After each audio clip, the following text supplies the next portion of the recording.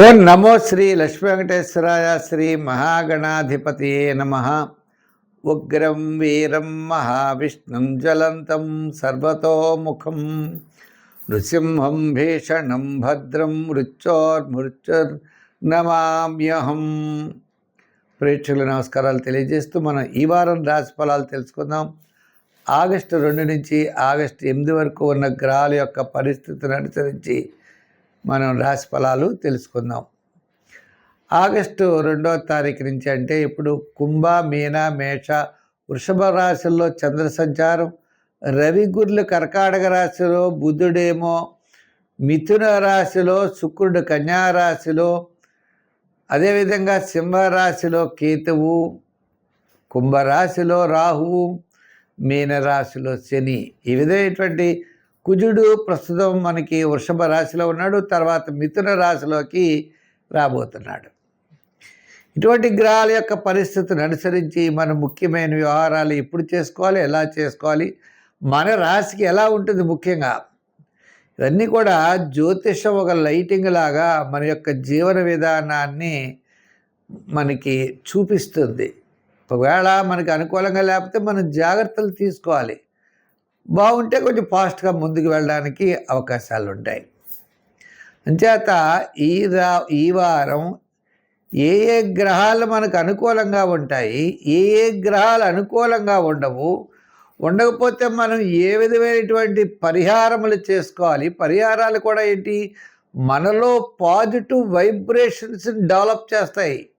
నెగిటివ్గా మనకు ఆలోచన ఉండదు. పని మీద వెళ్ళామనుకోండి, వెళ్ళినప్పుడు మనకి అది పాజిటివ్గా ఆలోచన ఉంటేనే మనం జయం సాధించగలం. ఒక వాహనాన్ని నడుపుతుంటే పడిపోతామేమో అనుకుంటే పడైపోతాం.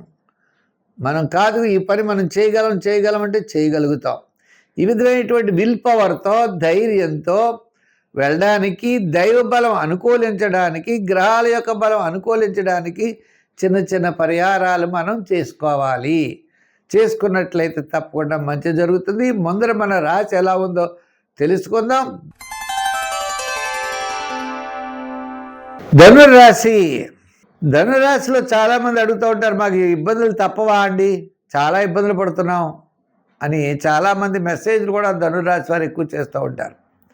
ఒక మాట చెప్పేది ఏంటి అంటే, ధనురాశి వారికి గ్రహముల యొక్క బలం అంతా కూడా సామాన్యంగా ఉన్నది. ఇక్కడ బాగా గుర్తుంచుకోవాలి, మనం ప్రతి ఒక్కరికి చెప్తున్నాం, వ్యక్తిగత జాతకము, గోచారం అని 2 ఉంటాయి. ఇప్పుడు మనం అందరూ కూడా ఈ పంచాంగాల ప్రకారమే టీవీల్లో వచ్చినా ఎక్కడొచ్చినా వ్యక్తిగత జాతకాలు మాకు తెలియవు కదా.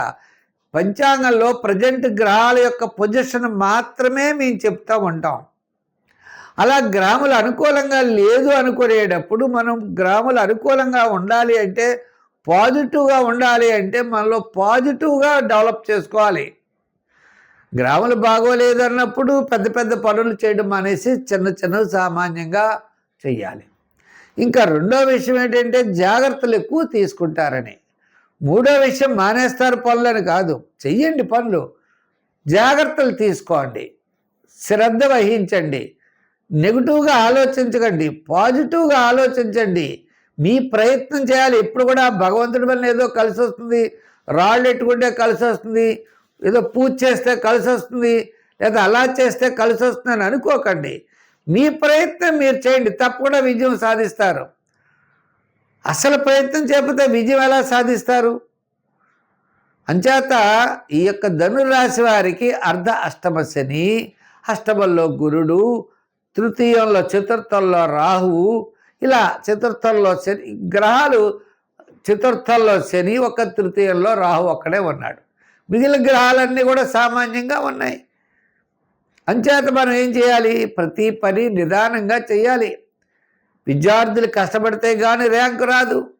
ఉద్యోగస్తులు అధికారులతో జాగ్రత్తలు తీసుకోవాలి. తప్పుడు నిర్ణయాలు తీసుకుంటే రిస్క్ పడవలసి వస్తుంది.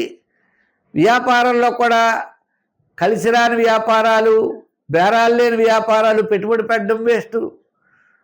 పార్ట్నర్షిప్ విషయంలో జాగ్రత్తలు తీసుకోవాలి. ఇలా ప్రతి పని ఎందుకు కూడా మీరు శ్రద్ధ వహించండి, తప్పకుండా విజయం సాధిస్తారు.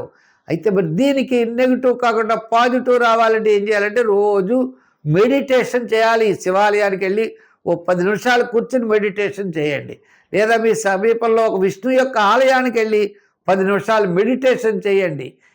ఏది కరెక్టు, ఏది రాంగ్ అన్నది మంచి ఆలోచన చెయ్యండి. కంగారు పడకండి. తద్వారా మీరు విజయం సాధించగలుగుతారు.